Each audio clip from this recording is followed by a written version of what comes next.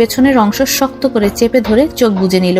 ঠোঁটে ঠোঁট চেপে নিভে যাওয়া আওয়াজে কোনো রকম বলল, মরে যাব মেজবা, মেরে ফেলতেই চাইছি। Can I do this? মেজবার ধারালো কণ্ঠস্বর। আকসার গলা থেকে মুখ তুলে ওর দিকে তাকিয়ে সোজা সাপটা প্রশ্নটা করেছে। তবে আকসা এই মুহূর্তে জবাব দেওয়ার মতো অবস্থায় নেই। মেজবার বুকে মাথা ঠেকিয়ে শার্টের কলারে হাত চেপে ধরে রেখে পড়ে আছে ও। মেজবা ওর নীরবতাকে সম্মতির লক্ষণ ধরে নিল। আকসাকে টেনে ওর মুখ তুলে বলল, শাড়িতে হট লাগছে বেশ। বাইরে কখনো এভাবে শাড়ি পরবে না, শুধু আমার সামনেই পরবে, ওকে? আপনি অনেক বেশি পজিটিভ। আকসা মরা গলায় জবাবটা দিতেই মেজবা গম্ভীর কণ্ঠে বলল, আই নো, প্রয়োজনে আরো হব, অভ্যস্ত হও। আকসাকে এবার ভালোভাবে পর্যবেক্ষণ করলো মেজবা। বাসন্তী রঙের শাড়িতে যেন এই জমিনের বাসন্তী পূর্ণিমার চাঁদ। হাতে দুটো স্বর্ণের বালা। মেজবা সন্তর্পণে আকসার হাতের বালাগুলো খুলে নিল। আকসা ক্লান্ত চোখে তাকিয়ে দেখতে লাগলো। শুরুতে বুঝতে পারল না কিছুই। হাতের বালা রেখে কানের দুল খুলতে যাবে, তখনই আকসা হাতটা উঠিয়ে মেজবার হাত ধরে রেখে কৌতূহলে প্রশ্ন করলো, কি করছেন? খুলতে হেল্প করছি।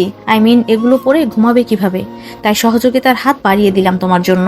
ও মেজবার হাত টেনে সরিয়ে দিয়ে হালকা চড়া গলায় বলল, আপনার সহযোগিতা আমার চাই না, এত জনদরদি হতে হবে না, সরুন। আকসা সরতে পারল না, আর না পারল সরাতে। মেজবা ওকে সরতে দিল না। বিছানার সাথে চেপে ধরে বলল, সরার জন্য তো কাছে আসিনি, আর সহযোগিতা তো আমি করবই, জনদরদিও হব তোমার জন্য, দেখি আমি সব খুলে দিচ্ছি। মেজবা আকসাকে শক্ত করে চেপে ধরে একে একে ওর কানের দুল, স্টোনের ছোট্ট টিপ আর গলার চেন খুলে দিল। এরপর ওকে শুইয়ে দিল বালিশে। আকসা রোবটের ন্যায় শক্ত হয়ে রইল, তাকিয়ে দেখল এই কঠোর পুরুষকে। মেজবা তৎক্ষণাৎ এগিয়ে আসলো না কাছে, আকসার পায়ের কাছে গিয়ে বসলো। এরপর প্যান্টের পকেট থেকে কিছু একটা হাতের মুঠোয় বের করে আনলো। মুঠো খুলতেই একজোড়া নুপুর দেখা গেল মেজবার হাতে। সেই নুপুর জোড়া আকসার দুই পায়ে খুব সন্তর্পণে পরিয়ে দিল ও। আকসা পা সরিয়ে নিতে যেও পারল না, কোনো এক অজানা শক্তি আটকে রেখেছে ওকে। আচানক আকসাকে চরম মাত্রায় অবাক, হতভম্ব এবং হতবিহ্বল করে দিয়ে মেজবা ওর পায়ের পাতায় চুমু খেলো। আকসা শিউরে উঠল। দ্রুত উঠে বসে পা সরিয়ে নিয়ে কাপা স্বরে বলল, কি করছেন? মেজবা এগিয়ে এসে আকসাকে টেনে আবারও শুইয়ে দিল। তার এই রূপ আগে কখনো দেখেনি আকসা, এই প্রথমবার এই দিনে এত রাতে। আকসার মানিয়ে নিতে কষ্ট হচ্ছে। ও মেজবার দিকে এক ধ্যানে তাকিয়ে থেকে বিড়বিড় করলো, অনেকটা পথ জার্নি করে এসেছেন, ক্লান্ত আপনি অনেক, এখন ঘুমিয়ে পড়লে ভালো হয়। ক্লান্ত আমি বলেছি?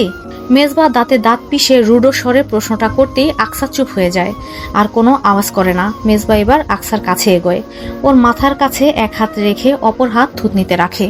মেজবার শরীরের খুব কাছ থেকে এখনো চিরচেনা সেই পারফিউমের ঘ্রাণ পাওয়া যাচ্ছে। আকসার নাকে এসে ঠেকছে।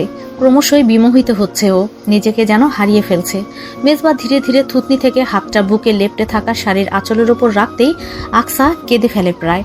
ওর কান্নারত মুখশ্রী দেখে মেজবা থেমে গিয়ে মৃদু স্বরে জিজ্ঞাসা করে, ভয় পাচ্ছ? আকসা ভাঙা গলায় জবাব দিতেই মেজবা ওর গালে আলতোভাবে হাত বুলিয়ে দিয়ে আশ্বস্ত করে বলে, ভয় পেও না, আই এম এ জেন্টলম্যান। আপনি জেন্টলম্যান না, নির্দয় লোক আপনি, আমার সাথে খুব খারাপ করছেন। কান্নারত অবস্থায় মেজবাকে ধাক্কা দিতে দিতে কথাটা বলল আকসা। মেজবা ওর কথাবার্তা শুনে হেসে ওঠে। চঞ্চল হাত দুটো শক্ত করে চেপে ধরে বলে, বললাম তো আই উইল বি জেন্টাল, না কিচ্ছু হবে না। আকসার তবুও ভয় কাটল না। জীবনে প্রথমবার এতটা কাছ থেকে কোনো পুরুষের স্পর্শ, স্বামী স্পর্শ। ভয় থাকাটাই স্বাভাবিক ওর জন্য। মেজবা এতক্ষণে মেজাজ নিয়ন্ত্রণে রাখলেও এবার বিরক্ত হয়ে চড়া গলায় বলল, প্রবলেম কি তোমার? ডিস্টার্ব করছো কেন? আকসা দ্বিধান্বিত হয়ে বলল, আমি শুনেছি একটা কথা। কি কথা? বিয়ের আগে শুনেছিলাম অনেকের কাছ থেকে যে আর্মি পার্সনরা নাকি সব ক্ষেত্রে ভীষণ স্ট্রিক্ট হয়, ফিল্ডে, মিশনে আর বেডেও। আকসা শেষোক্ত কথাটুকু আড়ষ্ট হয়ে কোনো রকমের লজ্জা মিশ্রিত কণ্ঠে বলে কম্বল টেনে মুখ ঢেকে দিল আবার। মেজবা ওর কথা শুনে কিছুক্ষণ ভুরু কুঁচকে তাকিয়ে থাকলো ওর দিকে। এরপর বলল, আজে বাজে কথা। আর তুমি তখন একজন অবিবাহিত মেয়ে, তোমাকে কেন মানুষ এসব কথা বলবে? অবিবাহিত মেয়েদেরকেও এসব বাজে কথা বলে নাকি? ওরা খারাপ, ওদের সাথে আর মিশবে না। তাহলে কার সাথে মিশবো? আমার সাথে, রাতে। আকসা বোকা বোকা কণ্ঠে প্রশ্ন করতেই মেজবাও উপদেশের বাণীর মতো করে স্বাভাবিকভাবেই জবাবটা দিল। আকসা পুনরায় বোকার মতো প্রশ্ন করলো, আর দিনে? দিনে আমি বেশি ব্যস্ত থাকি তো, মেশার একদমই সময় পাবো না, এজন্য রাতে মিশবো তোমার সাথে। কিন্তু রাতে কিভাবে মিশবেন? এই যে এভাবে। কথাটা বলেই আকসার ঠোঁটে ঠোঁট চেপে ধরলো মেজবা। আকসা এবার আর আটকালো না মেজবাকে। মেজবার মনোমুগ্ধকর কথাবার্তা, সোজাসাপটা জবাব আর তীক্ষ্ণ চাহনি সবকিছু ইতিমধ্যে ওকে ঘায়েল করে ফেলেছে। ও স্বেচ্ছায় নিজেকে পরাজিত ঘোষণা করলো মেজবার নিকট। ওর পরাজয় মনে প্রাণে স্বীকার করে নিল। আকসার হাত দুটো মেজবার শার্টের কলারের পেছনের অংশ আঁকড়ে ধরে রাখা, ওর চোখ জোড়া মেজবার দক্ষতার সহিত অতি নিপুণভাবে করা কার্যক্রম দেখছে। মেজবার হাত তখন আকসার গলায়, আকসার গলা আলতোভাবে ধরে রেখে কাঁধে ঠোঁটের স্পর্শ চলমান, মাঝে মধ্যে ছোট ছোট কামড়গুলো আকসাকে সূক্ষ্ম যন্ত্রণা অনুভব করাচ্ছে। তবে এটা মধুময় যন্ত্রণা, এতে কোনো কষ্ট নেই, বরং ওর মনে ঝড় তুলছে। হঠাৎ আকসা বলে উঠল, আপনি এত দক্ষতার সাথে করছেন কিভাবে মেজবা? এক্সপিরিয়েন্স আছে নিশ্চয়ই, এর আগে কার সাথে করেছেন এসব আপনি? গুরুত্বপূর্ণ কাজের মাঝে আচানক এহেনে প্রশ্নে থেমে গিয়ে আকসার মুখের দিকে তাকায় মেজবা। ওর মাথায় ছোট ছোট চুলগুলো কপালের সামনে এসে পড়েছে, মুখে বিন্দু শ্রান্তির ঘামও জমেছে। ও একবার চুল পেছনে ঠেলে প্রশ্ন করে, এটা কেমন প্রশ্ন? যুক্তিযুক্ত প্রশ্ন, উত্তর দিন এবার। আকসা কিছুটা জোরে কথাটা বলতেই মেজবা জবাব দিল, এর আগে তো আর বিয়ে করিনি, এজন্য এক্সপিরিয়েন্স নেই। আগে বিয়ে করলে অবশ্যই এক্সপিরিয়েন্স থাকতো, অ্যান্ড আই থিঙ্ক তখন সেই এক্সপিরিয়েন্সটা আরো ভালোভাবে তোমার উপরে অ্যাপ্লাই করতে পারতাম। এখন মনে হয় আদর কম হয়ে যাচ্ছে। আকসা কেঁপে উঠে আড়ষ্টভাবে বিড়বিড় করলো, এটা কেমন উত্তর? যেমন প্রশ্ন তেমন উত্তর, দ্যাটস ইট। মেজবা আর এক মুহূর্তে থেমে থাকলো না, আকসার শাড়ির আঁচলটা এক টানে সরিয়ে দিল। আকসা এবার মেজবার বুকে হাত রেখে আটকানোর চেষ্টা করলো, আকুল চোখে তাকালো, তবে মেজবার আজ আর মন গলল না। ঘরে বাতি একেবারেই নেই, নিচে রাস্তায় ল্যাম্পপোস্টের কিঞ্চিত আলো ঠিকরে ঘরের ভেতরে আসে, তাও সামান্য আলো। এই ঘরে আপাতত নীরবতা বিরাজমান। মেজবার ভাষ্যমতে তখনও সিগারেটের ছোঁয়া না পাওয়া স্বচ্ছ ঠোঁটজোড়া আকসার ঠোঁটের ওপর সংঘাত চালাচ্ছে, ক্রমশই ওর ঠোঁট শুষে নিচ্ছে ও। আকসাও সায় দিচ্ছে। হঠাৎ মেজবা ওকে উদ্দেশ্য করে প্রশ্ন করলো, লাইট অন করি? কেন? আকসা চমকে উঠে ভয়ার্ত গলায় পাল্টা প্রশ্ন করলো, তোমাকে দেখব। মেজবার তরফ থেকে আসা সোজা সাপটা ভদ্রতা সূচক জবাব।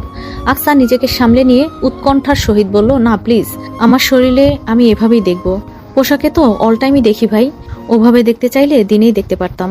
মেজবার মুখে বোধ হয় কোনো কথাই আটকায় না। আকসা বেশ বিরোধিতা করে অস্থির হয়ে বলল, না দেখা যাবে না, অসম্ভব, মরে যাব আমি। ঠিক আছে, লিভ লং, আজ ছেড়ে দিলাম, অন্যদিন কিন্তু ছাড়বো না।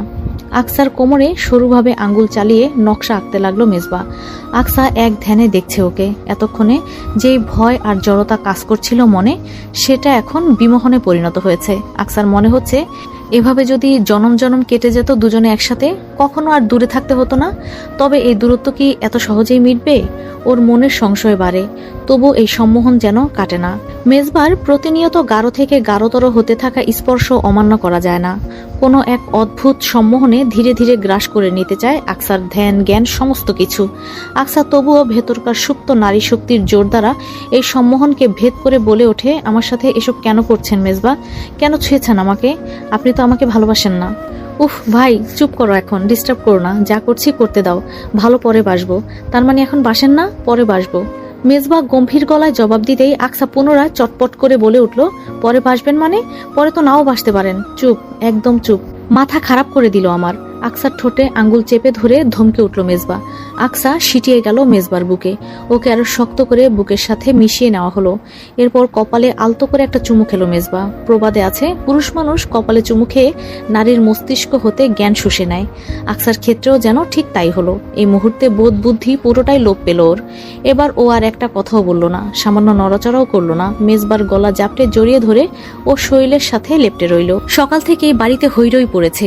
আকসার শ্বশুরাব্বা এহসানুল হক নাকি কোথায় নিয়ে যাবেন ওদেরকে। ছোট ভাইকে নিয়ে একটা জরুরি কাজে বাইরে বেরিয়েছেন তিনি। যাওয়ার আগে বলেছেন সবাইকে তৈরি হয়ে থাকতে, 11টার মধ্যে ফিরেই সবাইকে নিয়ে বের হবেন। আকসার ফুপু শাশুড়ি চলে যেতে চেয়েছিলেন, কিন্তু ঈশা বেগম তাকে জোরপূর্বক রেখে দিয়েছেন, বলেছেন তাদের সাথে যেতে। এজন্য ছোট ফুপু থেকে গিয়েছেন। আকসাও তখন ঘুমিয়ে। অন্যান্য দিনে 6টা থেকে 7টার মধ্যে উঠে গেলেও আজ সকাল 9:30টাও ঘুম ভাঙল না আকসার। এদিকে মেজবা খুব ভোরে ওঠে, ফ্রেশ হয়ে ওর আব্বুর সাথে মসজিদে গিয়ে নামাজ পড়ে এসে দিব্যি ড্রয়িং রুমে সোফায় বসে টিভিতে পুরানো রিপিট ম্যাচ দেখছে।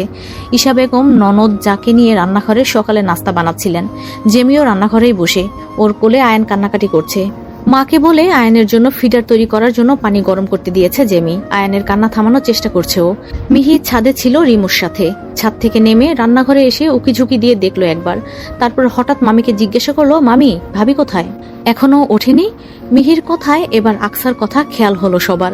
বাড়ির সবাই এতক্ষণে উঠে গেছে, কিন্তু আকসা এখনো ওঠেনি। ঈশা বেগম মিহিকে বললেন, ওর ঘরে গিয়ে দেখতো মা, বৌমা উঠেছে কিনা, উঠলে রান্নাঘরে পাঠিয়ে দে, বল মামি ডাকছে। আচ্ছা মামি। মিহি রান্নাঘর থেকে বেরিয়ে ড্রয়িং রুমে আসতেই দেখলো ওর বড় ভাই বসে টিভিতে খেলা দেখছে। মিহি এগিয়ে গিয়ে জিজ্ঞাসা করলো, ভাবি কি ঘুম থেকে উঠেছে ভাইয়া? জানি না। মেজবা গুরুত্বহীনতার সহিত জবাবটা দিয়ে পুনরায় ম্যাচে মনোযোগী হলো।